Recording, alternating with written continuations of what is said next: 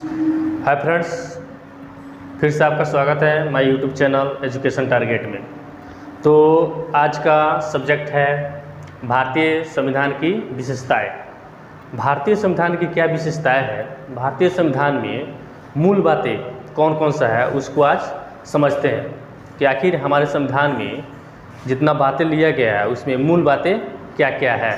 वैसे तो हमारे संविधान में आपको मालूम है कि लगभग 400 अनुच्छेद, आपको 22 भाग और 12 अनुसूचियाँ है, बट उसको एक संक्षिप्त रूप में समझने की कोशिश करते हैं कि संविधान के प्रति हमारा क्या उद्देश्य है, संविधान के प्रति हम क्या सोचते हैं, क्या सोचना चाहिए, क्या करना है और कैसे करना है।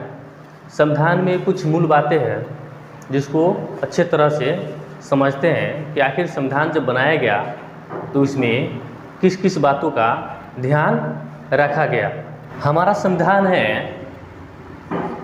क्वेश्चन सीधे सीधे पूछता है कि जैसे भारतीय संविधान सबसे बड़ा और लिखित संविधान है। सबसे क्या है?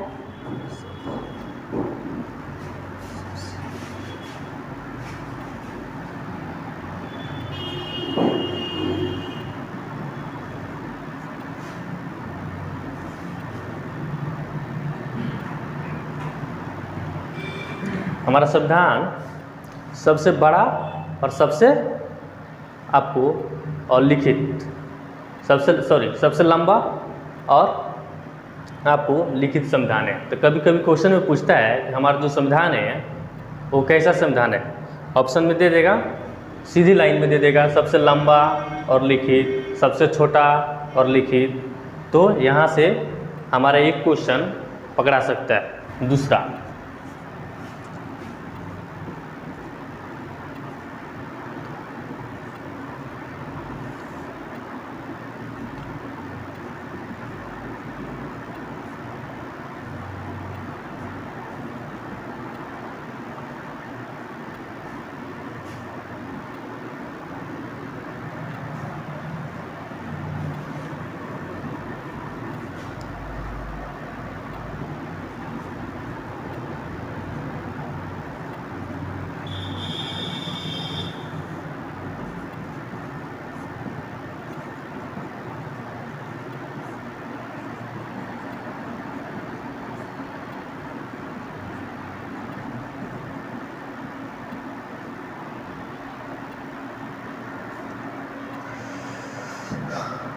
तो संविधान की दूसरी बात, आंतरिक एवं बाह्य स्रोत का मिश्रण। इससे तात्पर्य है कि हमारा जो संविधान बनाया गया वो भारत के कल्चर को देखते हुए इसके अधिनियम आपको 1935 से सबसे ज़्यादा आपको अधिनियम 1935 जो था उस समय जो गठित हुआ था उसमें जो बातें हुई थी उसके अनुसार एवं बाह्य स्रोत, यानी अदर कंट्री का जो संविधान है उसमें से आपको कुछ मुख्य बातें जो सही लगा उस बातों को अपने भारत के अनुसार ध्यान रखते हुए उस संविधान से कुछ बातें लिया गया है। इसी को आंतरिक एवं बाह्य स्रोत का मिश्रण कहते हैं, क्योंकि जो संविधान बना वो भारत के साथ साथ अदर देश से भी संशोधन किया गया कि वहाँ संविधान जो है वहाँ मूल बातें, उस संविधान की मूल बातें को लिया गया।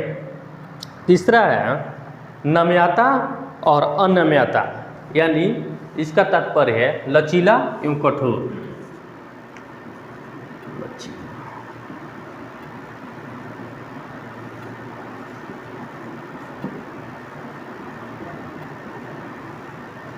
इससे क्या तात्पर्य है कि हमारा संविधान है दोनों टाइप का है, लचीला भी है और कठोर भी है।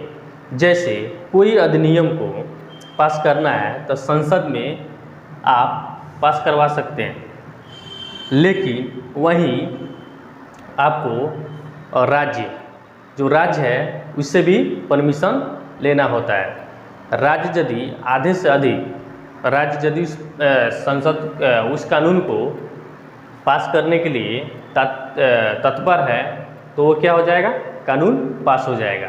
तो इस तरह यहाँ आपको लचीला हो गया क्योंकि संसद में आसानी से पास हो जाएगा। बट राज्य की जब बात आता है तो वहाँ जब तक सहमति नहीं देगा राज्य, जब तक आपको उस कानून को नहीं कर सकते हैं। इसलिए ये संविधान जो है लचीला एवं कठोर, ये आपको दोनों है। यहाँ चौथा बात, एकल नागरिकता।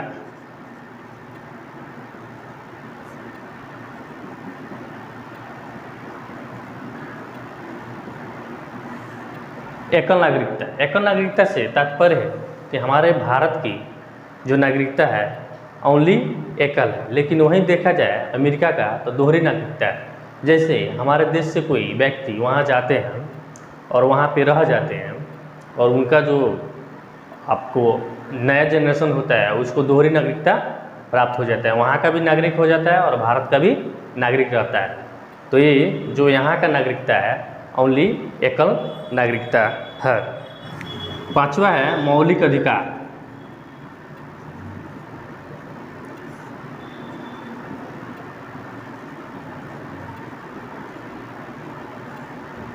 पांचवा क्या है, मौलिक अधिकार। मौलिक अधिकार से तात्पर्य है कि संविधान के प्रति या देश के प्रति मेरा अधिकार क्या है, क्या हमें करना चाहिए, क्या नहीं करना चाहिए।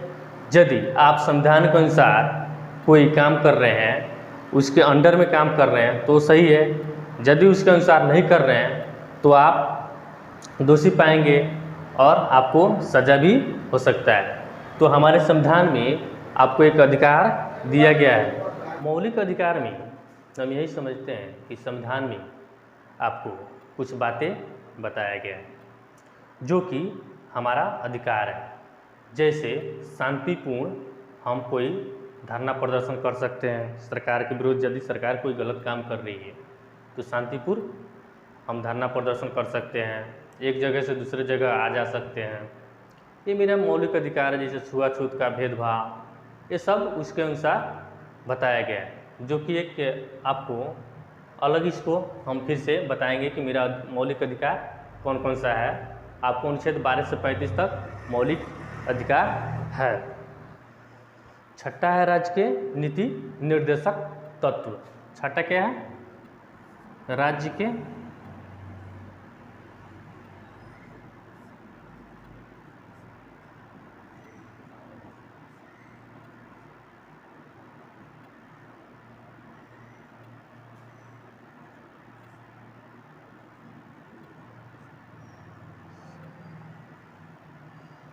राज्य के नीति निर्देशक तत्व।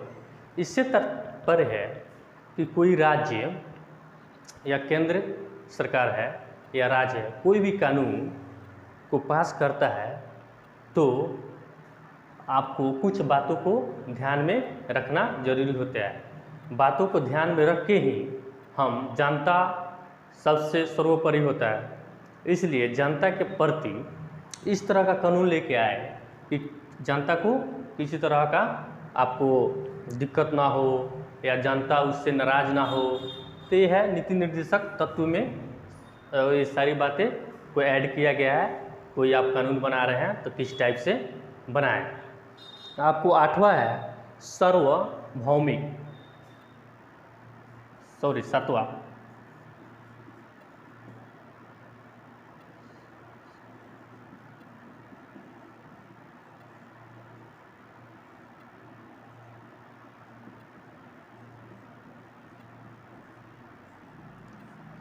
सार्वभौमिक मताधिकार। पहले वोट देने का अधिकार आपको 21 वर्ष था, लेकिन 61वां संविधान संशोधन के अनुसार आपको 21 से 18 वर्ष कर दिया गया। ये सबसे अच्छा अधिकार है क्योंकि यहाँ किसी तरह का कोई जाति, धर्म, अमीरी, गरीबी का भेदभाव नहीं किया जाता है। सबको एक समान अधिकार है। जितना अधिकार आपको किसी अमीर व्यक्ति का है मताधिकार देने में, वोट देने में, सेम वही एक गरीब आदमी का है, चाहे वो किसी कास्ट से बिलोंग करता हो। आपको 8वां मौलिक कर्तव्य,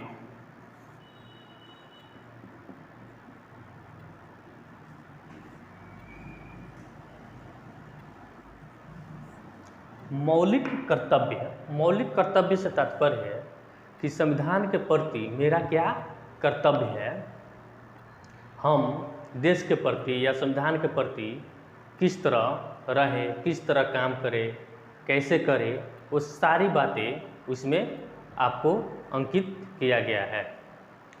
तो उसके अनुसार ही हम अपना कोई काम कर सकते हैं। हमारा एक कर्तव्य बनता है अपने देश के प्रति, अपने राष्ट्र के प्रति, या अपने जहाँ रह रहे हैं उस समाज के प्रति, वो सारी बातें को ध्यान में रखा जाता है। 9वां है आपको संसदीय शासन प्रणाली।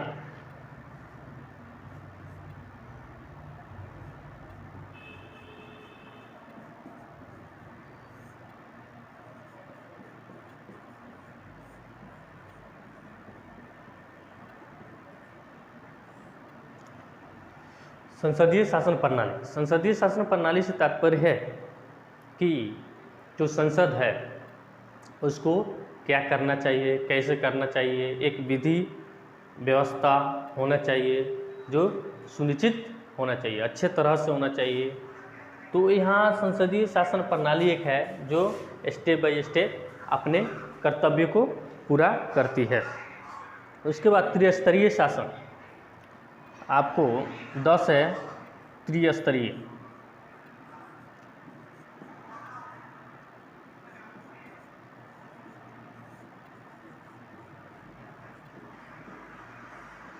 त्रिस्तरीय शासन, इसमें क्या है, हर देश का अपना अलग अलग होता है। किसी देश में ओनली केंद्र और राज्य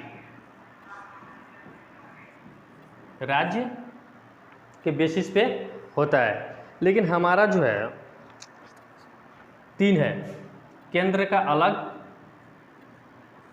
राज्य का अलग और स्थानीय स्वशासन अलग। यानी जैसे आपको हाई कोर्ट, सुप्रीम कोर्ट और डिस्ट्रिक्ट लेवल का कोर्ट जो होता है, इस तरह उस तरह हमारा 3 है त्रिस्तरीय शासन। उसके बाद पंथ निरपेक्ष, पंथ निरपेक्ष 11।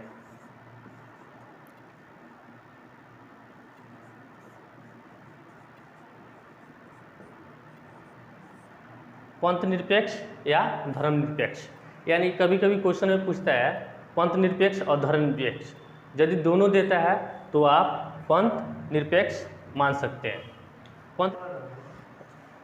पंथ निरपेक्ष का मतलब है कि हमारे राष्ट्र का कोई जाति नहीं है, हमारा जाति है, राष्ट्र का कोई जाति नहीं है, अपना अपना धर्म मानते हैं लोग, यहाँ सब धर्म बराबर है। तो पंथ निरपेक्ष ये हो गया।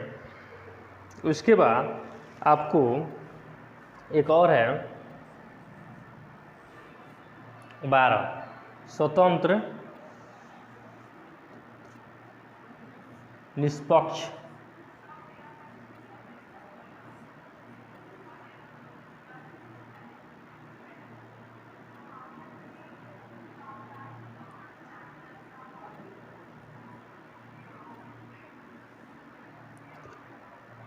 बारहवां है स्वतंत्र निष्पक्ष न्यायपालिका।